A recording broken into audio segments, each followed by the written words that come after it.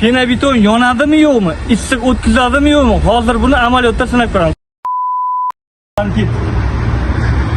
Mana pena-betonimiz ko'rishingiz mumkin. Parijskiy beton mana. Yacheykali. Горелкamiz ko'taramiz. Yana hozirgi 300-400 gradus issiqlik bor. Biz ko'rsatgan bo'ladi. Buni yana bir 2-3 minut ushlab turamiz.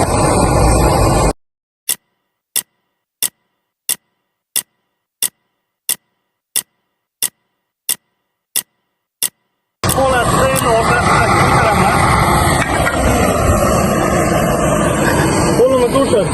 Qo'lim tegib turibdi. Endi tepasidan ko'rsat. Yonish qo'lasini ko'rsat.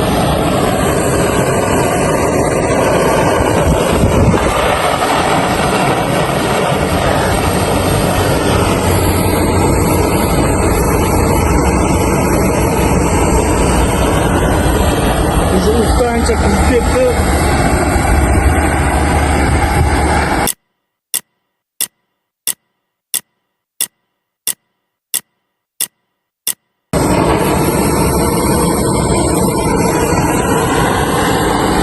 Garelkani o'chiramiz. Stol. Tegib bo'lmaydi. Tegib bo'lmaydigan darajada issiqladi. Lekin orqa tomoni qo'lim tegib turibdi. Даже 5 sm, 3 sm-ligidan 300-400 gradus issiqlik o'tmayapti.